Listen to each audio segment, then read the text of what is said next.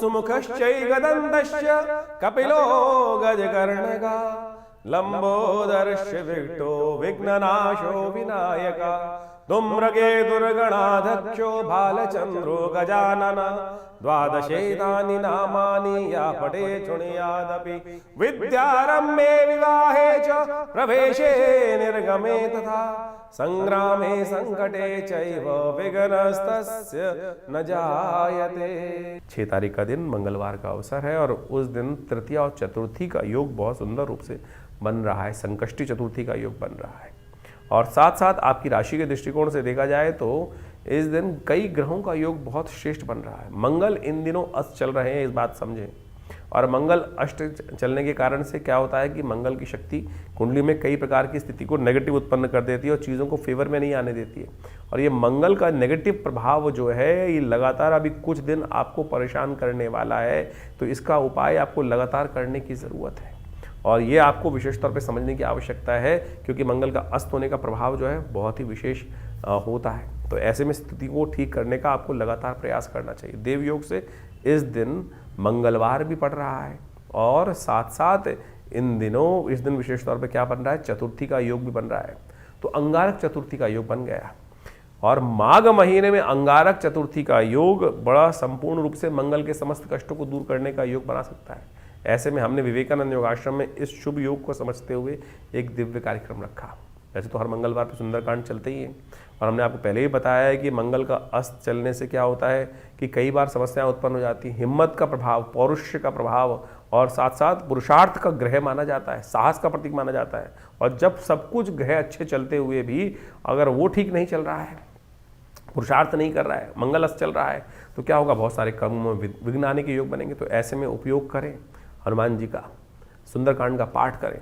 हमने लगातार प्रयास किया कि जब तक ये मंगल अस्त रहे तो हम लगातार लोगों के साथ जोड़कर सुंदरकांड का पाठ करें, हनुमान जी का यज्ञ करें और साथ साथ मंगल ग्रह शांति महायज्ञ रखें। तो उसी श्रृंखला में 6 तारीख को विवेकानंद योगाश्रम में एक दिव्य कार्यक्रम रखा गया है जिसमें सुंदरकांड का पाठ भी रहेगा और साथ साथ वर्ष का पहला मंगलवार पड़ रहा है। समस्त कष्टों को दूर करने के लिए मंगलमय भगवान की प्रार्थना, हनुमान जी की प्रार्थना इस संसार में कहा गया ना। और हनुमान चालीसा में तुलसी बाबा ने लिखा है, और देवता चित्त न धरहि हनुमत से ही सर्व सुख करहि। तो इसलिए इस मंगलवार पर भी आप सुंदर रूप से हमारे आश्रम में होने वाले कार्यक्रम यज्ञ में सम्मिलित हो सकते हैं, सुंदरकांड के पाठ में सम्मिलित हो सकते हैं। आप सबके प्रयास से सुंदर कार्यक्रम रहेगा, सुंदरकांड का पाठ रहेगा, हनुमान जी का स्तवन रहेगा और बहुत सारे कार्यक्रम और भी चलेंगे। तो उन सब में सवा मनी का भोग रहेगा, भंडारा रहेगा। तो आप सब उसमें सादर आमंत्रित है। शाम को 5 बजे से यज्ञ आरंभ होगा और करीब करीब रात के 10 बजे तक ये कार्यक्रम भंडारे के साथ चलेगा। तो यदि आप सम्मिलित रहेंगे तो हमने ये देखा है कि हनुमान जी की सिद्ध मूर्ति जो आचार्य श्री केशव देव जी के द्वारा प्रतिष्ठित है, जिनको सबसे पहली सिद्धि ही हनुमान जी की हुई थी और केवल हनुमान चालीसा से हुई थी। आंख बंद करी और वो बताया नंबर जो सामने वाले ने प्रश्न पूछा और वो उसका निवारण हनुमान जी के मंत्र से ही ऐसे चमत्कारिक सिद्धि प्राप्त हो जाती है। तो आप समझ लें कि इतना सुंदर ये हनुमान जी का सुंदर सावर मंत्र है, कुछ और उल्टा सीधा करने की, लंबा चौड़ा प्रयास करने की ज़रूरत ही नहीं है। तो इस साक्षात सिद्ध मूर्ति के समक्ष हनुमान जी के बैठकर सुंदरकांड का पाठ आप करें, हमारे साथ जुड़ें। अपने नाम से भी करा सकते हैं, उसके लिए पूर्ण व्यवस्था है। आश्रम के जो गतिविधि नंबर चल रहे हैं उन पर संपर्क साध कर आप चीज़ों को जान सकते हैं। तो मीन राशि वालों, 7 जनवरी का क्या ग्रहों का योग है, जो क्या कुछ कर रहा है जान लीजिए। बुधवार का अवसर है, पंचमी तिथि आपकी राशि में विद्यमान है। ग्रह थोड़े से स्वास्थ्य के लिए भारी चलते दिखाई दे रहे हैं, ध्यान रखिएगा। स्वास्थ्य का विशेष तौर पर ग्रहों के परिवर्तन के साथ से अनुकूल प्रभाव नहीं उत्पन्न होता दिखाई दे रहा है। थोड़े खर्चे ज़्यादा होने के योग आपकी राशि में थोड़े बनते दिखाई दे रहे हैं। तो इसलिए खास तौर पे अपने मनोमस्तिष्क का, विचारों का आपको थोड़ा ध्यान रखते हुए कार्य करने का प्रयास करना चाहिए। चंद्रमा के साथ केतु की युति जिस प्रकार से आपकी राशि में जो बन रही है, जहाँ बन रही है, वो कहीं ना कहीं थोड़ा सा मनोमस्तिष्क को नेगेटिव करता दिखाई दे रहा है। मंगल अस्त, साथ में शुक्र इत्यादि अस्त चल रहे हैं, सूर्य ने इन सब के ऊपर नेगेटिव प्रभाव डाल रखा है। खर मास का योग चल रहा है। तो चीज़ें कई बार क्या होती है, हमारे हाथ में आते आते रुक जाती है। अरे शनि की 7.5 चल रही है भाई, तो इस बात का ध्यान रखते हुए कार्य करो तो बहुत बढ़िया रहेगा। उसका उपाय लगातार करते रहने की ज़रूरत है। और शनि तो आपको पूरे वर्ष इस बार परेशान करने के योग लगातार देंगे ही देंगे। तो इस समय जो योग चल रहा है उसको आपको लगातार ठीक करने की ज़रूरत है, उसका उपाय करने की ज़रूरत है। परोपकार कार्य करें, किसी देवस्थल में जाकर एक काम कर सकते हैं, या तो कोयला जहाँ खाना बनता हो, कोयले का दान करना आपकी राशि के दृष्टिकोण से अच्छा है। कभी कभी ये अवश्य कर दिया कीजिए। कहीं ना कहीं कष्ट निवृत्ति का योग, कहीं ना कहीं कष्ट से बचने का योग भगवान की कृपा से आपकी कुंडली के अनुसार से बन जाएगा। हरी चीज़ों का दान करना भी आपके लिए अच्छा रहेगा। सब्जी इत्यादि का दान करना भी आपकी राशि के दृष्टिकोण से अच्छा रहेगा। 8 तारीख यदि ग्रहों का योग समझें तो बृहस्पतिवार का अवसर, षष्ठी तिथि इस दिन विद्यमान है और ग्रहों का परिवर्तन का योग बनेगा, उम्मीद रखें। लेकिन दिन थोड़ा सा भारी दिखाई देता है। शाम आते आते कुछ नया परिवर्तन का योग बनता दिखाई देगा। यानी दिन कैसे भी थोड़ा सा खर्चा वाला ज़्यादा रहेगा, तो खर्चों पे थोड़ा कंट्रोल रखते हुए कार्य करने का प्रयास करें। कई बार क्या होता है, मनोमस्तिष्क ऐसा लगता है कि कहीं हम अड़ जाते हैं कि नहीं ऐसे ही रास्ता, अरे दुनिया में बहुत रास्ते हैं, ऐसे भी वैसे भी कैसे भी, हमको एक ही रास्ता। कई बार इन दिनों ग्रहों का योग आपकी राशि के दृष्टिकोण से है, थोड़ा बुद्धि डंप हो रही है, तो कहीं ना कहीं वो स्थितियाँ समझ में नहीं आ रही हैं। शाम आने दीजिए, थोड़ा डिले करने का प्रयास कीजिए। कई बार चीज़ों को डिले करना बड़ा अच्छा रहता है, एकदम तुरंत डिसीजन लेना कई बार नुकसानदायक हो सकता है। तो आज का दिन जैसा भी ये काटने का प्रयास करें। नई सूर्य अस्त होने के साथ साथ नए जीवन के बहुत से कष्ट हैं उनको निवृत्ति करने का योग भी आपकी राशि में बनने के योग बहुत बढ़िया से बन सकते हैं। पीली चीज़ों का दान करना आपके लिए बड़ा अच्छा रहेगा। गुरु का सानिध्य प्राप्त करना, गुरुजन का आशीर्वाद लेना आपके कल्याण योग कहीं ना कहीं बन सकता है आपकी राशि में। 9 तारीख यदि हम बात करें, शुक्रवार का अवसर है, सप्तमी तिथि विद्यमान है और ग्रह नक्षत्रों के दृष्टिकोण से ग्रह परिवर्तन की तरफ जा रहे हैं। बहुत सारी चीज़ें आपको क्लियर होती दिखाई देंगी। मनोमस्तिष्क में नए विचार आपके लिए आने के योग बनते रहेंगे। उन विचारों को थोड़ा सा ध्यान देने की आवश्यकता है। कई बार क्या होता है, रात को हमने कोई सपना देखा होता है और अगले दिन हमको लगता है कि ये बिल्कुल ऐसा ही घटना घट गया। तो ऐसा ही योग आपकी राशि में इस वक्त बनकर तैयार है कि बहुत सारे पूर्वाभास हमें होने के योग बनते दिखाई देंगे। बहुत सारी चीज़ें आपको इंट्यूशन के तौर पर समझ में आने की योग बनती दिखाई देंगी। और इस दिन खास तौर पर ध्यान रखिएगा, सप्तमी है, सूर्य इन दिनों खरमास में चल रहे हैं। शुक्रवार के दिन सप्तमी का योग बन रहा है और साथ साथ भद्रा का योग भी है। तो कम से कम नए कार्यों की तरफ बहुत ज़्यादा जोर लगा के कार्य ना करें, उद्धृत ना हो। नए कार्यों को करने की तरफ जाना कहीं ना कहीं नुकसानदायक साबित हो सकता है। भगवान सूर्य को विशेष तौर पर अर्घ देने का प्रयास करें।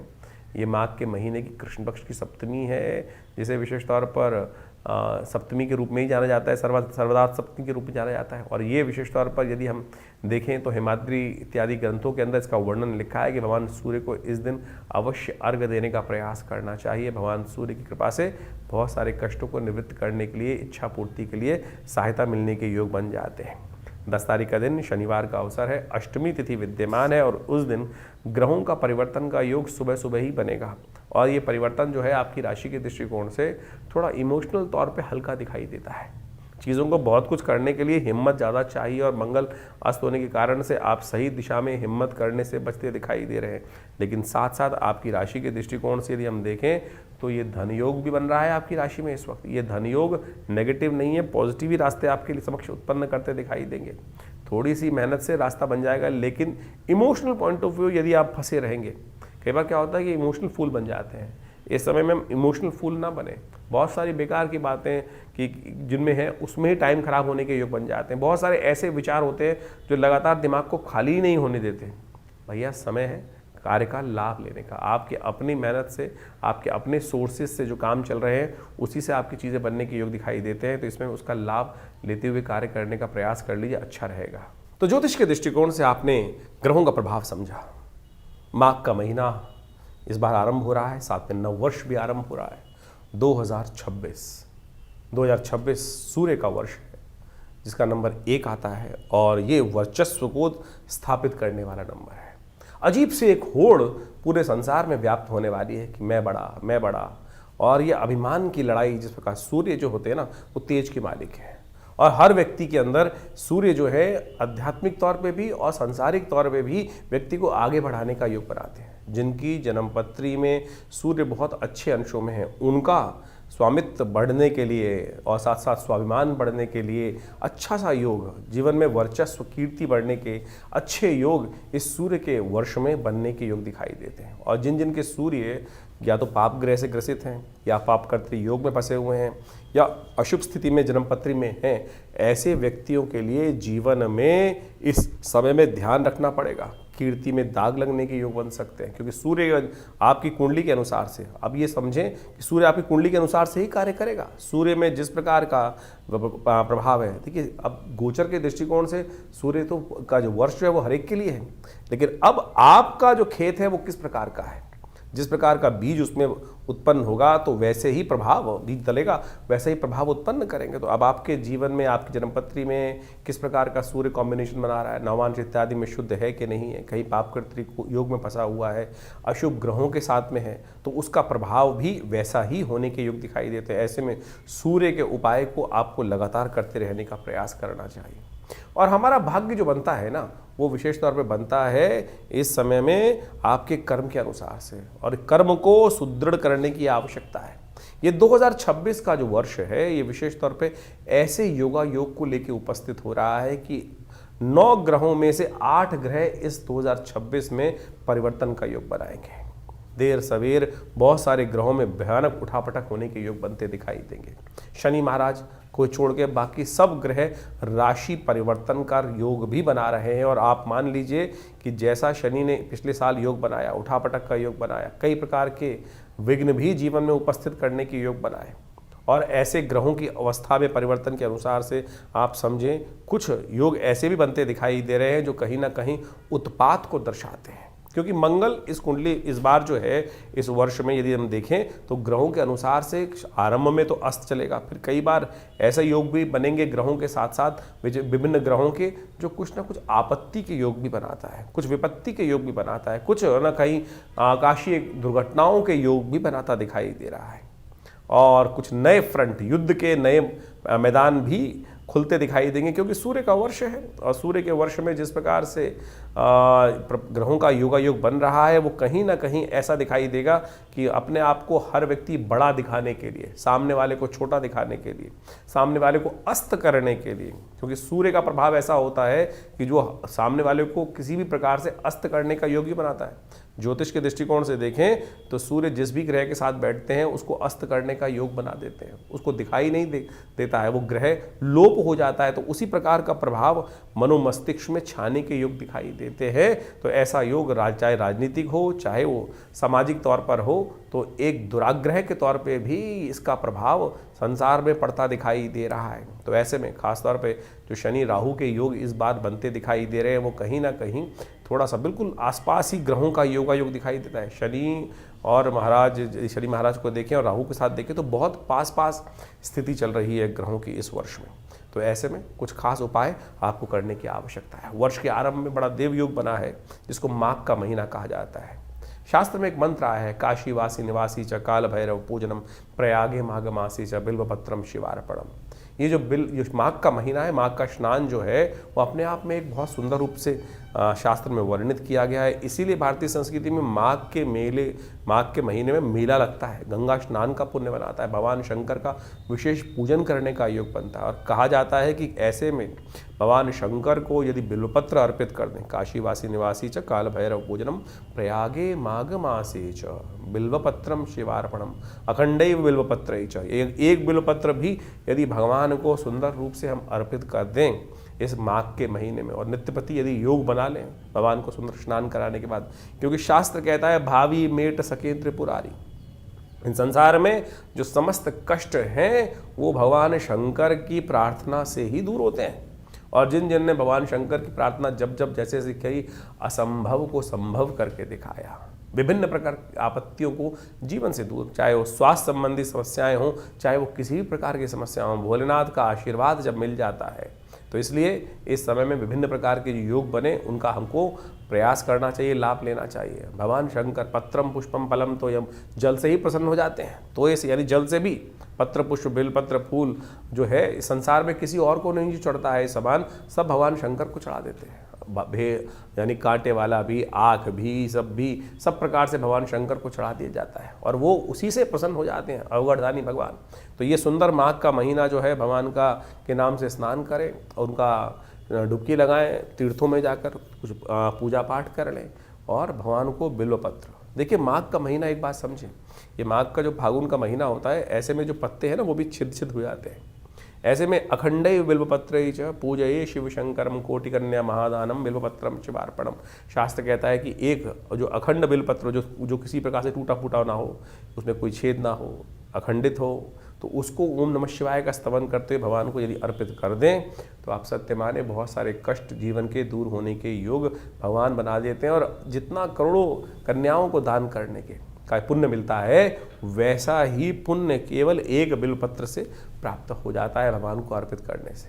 तो इसलिए ये सुंदर माघ के महीने में इतना छोटा सा प्रयोग जो शास्त्र में वर्णित है उसको करने का प्रयास करें। और इस समय में बहुत सारे योग बनेंगे। ये जो नववर्ष आरंभ हो रहा है, बहुत कुछ नया आपके लिए आया है लेकर।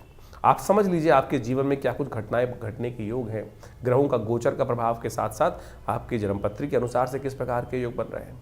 कई बार हमारे बहुत सारे प्रश्न आते हैं लोगों के, और उस प्रश्नों को हम लिख के भी भेजते हैं, जवाब भी दिलवाते हैं कि अब गोचर में हमने आपका जन्मपत्र जो राशि के अनुसार से, योग के अनुसार से, नक्षत्रों के अनुसार से आपके प्रभाव को समझा और बताया किस प्रकार का प्रभाव है। बहुत सारे लोग कहते हैं कि ये नहीं घट रहा है, तो आपको समझना पड़ेगा क्यों नहीं घट रहा है। कहीं आपकी दशाएं तो फर्क नहीं है, कुछ ना कुछ दशाओं में कुछ दिक्कत आ रही हो, जन्मपत्री में कुछ मूलभूत कारण हो, कब आपका भाग्य जागने लिखा है, कब आपके जीवन, हम लगे जा रहे हैं जीवन में, मेहनत करे जा रहे हैं, लेकिन भाग्य नहीं जाग रहा है। कारण क्या है?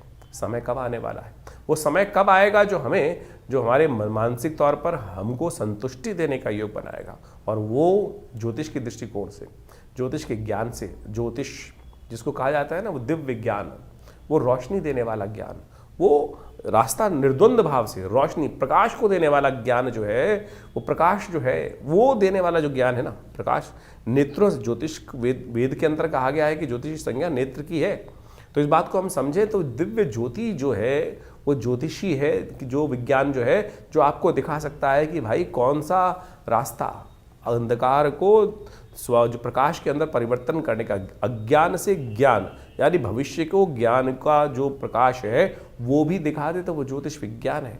उसकी सहस्त्रों शाखाएं हम गोचर के माध्यम से, बहुत सारे और के माध्यम से आप सबके समक्ष उन सब गणनाओं को इसके माध्यम से अपने इस आचार्यवाणी चैनल के माध्यम से रखते हैं, बताते हैं, और उनको समझना चाहिए। और जो जो जीवन में घटनाएं हैं उनका पूर्वाभास भी सही होता है। पिछले वर्ष हमने बहुत सारी घटनाओं के बारे में आपको ज्योतिष के दृष्टिकोण से जो बनता है, समय समय पर घटने वाली घटनाएं, वो बिल्कुल उसी प्रकार से आपके समक्ष रखी, और बहुत सारे लोगों के प्रश्नों का निदान भी हमने इस कार्यक्रम के माध्यम से देने का प्रयास किया। आप भी अपने प्रश्नों को हमें भेज सकते हैं, व्हाट्सएप के माध्यम से भेज सकते हैं, खुद आके विवेकानंद योगाश्रम में मिल सकते हैं। बहुत सारे कार्यक्रम हर महीने आश्रम पे चलते ही हैं, और उन सब कार्यक्रमों में भी आज जुड़ सकते हैं। हम सब एक बात समझे, विभिन्न ग्रहों के उपायों के चक्कर में फंसते हैं कि भैया उपाय ऐसा कर ले, वैसा कर ले।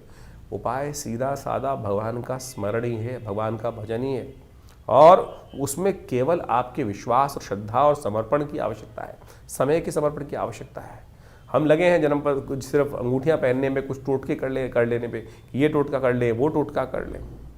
सीधा सीधा भगवान का भजन करिए, ना हींग लगे, ना फिटकरी रंग चौका हो। तो आप जो विभिन्न कार्यक्रम के बारे में हम आपको समय समय पर हर रोज़ आपके राशिफल के अनुसार से बताते रहते हैं, पौराणिक ज्योतिष को आपके समक्ष लाने का प्रयास करते हैं। ज्योतिष एक ऐसा विषय है जो विशेष तौर पर पुराण के अनुसार से शास्त्रों में बहुत सुंदर तरीके से विद्यमान बताया गया है, और उसमें उनके जो निदान हैं, टेस्टिमनीज हैं कि क्या किया, किसके जीवन में कैसा कष्ट आया, तो उनका वर्णन जो है हमारे पुराणों में मिलता है, हमारी कथाओं में मिलता है। और उन कथाओं से ही क्या होता है कि आप जब पंचांग देखेंगे तो हर रोज़ कोई ना कोई व्रत आता है, हर व्रत की कोई ना कोई कथा है, वो किसी ना किसी पुराण में लिखी हुई है। वो कथा है क्या? वो कथा जो है वो सत्य कथन है कि उसके जीवन में कैसे कष्ट आया, उसने कौन सा व्रत किया, चाहे चतुर्थी का, चाहे एकादशी का, चाहे पूर्णिमा का, चाहे अमावस्या का, जो जो शास्त्र में वर्णित चीज़ें हैं उनको व्यक्ति ने कैसे कर ठीक किया। लाखों वर्षों से उन सब अनुभवों का जो निष्कर्ष दिया गया है वो पुराणों में दिया गया है। हम उसी को माध्यम से, वैदिक ज्योतिष के माध्यम से, उन पौराणिक कथाओं के माध्यम से, उन पौराणिक उपायों के माध्यम से आपके समक्ष हर रोज़ की गणनाओं को बताते हैं। तो इनको केवल कथा मत समझें, कथा के समझ में चक्कर में फंसोगे ना तो विडंबना उत्पन्न होगी आपके जीवन में। ये 2026 बहुत कुछ नया करने आया है। ये समय को यूटिलाइज करने का प्रयास करें। बड़े भाग्य मानुष तन पावा, सोते सोते निकल जाएगा नहीं तो समय। तुरंत समझिए क्या होने वाला है आपके भविष्य में। ज्योतिष के माध्यम से आप समझ सकते हैं और सही दिशा पकड़ सकते हैं। सही दिशा पकड़ लोगे, सही रास्ता पकड़ लोगे तो तुरंत अपने उस लक्ष्य तक पहुंच जाओगे। नहीं तो पृथ्वी गोल है, कोई लंबा रास्ता लेगा, कोई छोटा रास्ता लेगा। अनुभव के माध्यम से गुरु के सानिध्य में रहकर हमको छोटा रास्ता पता चल जाता है, नहीं तो बहुत लंबा पहुंचोगे तो सही लक्ष्य में। आप समझें कि आप पृथ्वी गोल है, हमको इधर चलना शुरू किया, हम इधर से रास्ता छोटा था तो हम यहीं से यहीं छोटे रास्ते पहुंच जाएंगे। नहीं तो पूरा लंबा घूमकर जिंदगी लगाकर फिर उस लक्ष्य में। लक्ष्य हमारे बिल्कुल पड़ोस में बैठा था, लेकिन हम उसको भटकते भटकते कहाँ से कहाँ भटकते रहे। तो इसलिए ज्योतिष के माध्यम से, जो अनादिकाल से हमारे समस्त जितने शास्त्रों के माध्यम से लोगों ने, बुद्धिमान लोगों ने उसका सहारा लिया है, तो आप भी ज्योतिष के माध्यम से हमारे इस संस्थान से जुड़ें। मैं आचार्य डॉक्टर विक्रमादित्य आप सबको नववर्ष की हार्दिक शुभकामना देता हूं। और ये वर्ष आपके लिए कुछ नया करने के लिए जैसे उद्धृत हो रहा है, न्यूमरोलॉजी के हिसाब से सूर्य का वर्ष है। आप सबके जीवन में सूर्य के समान प्रकाश का सुंदर योग बने और संसार पर आपका वर्चस्व स्थापित हो, ऐसा भगवान की तरफ से आप सबको आशीर्वाद। धन्यवाद, नमस्कार।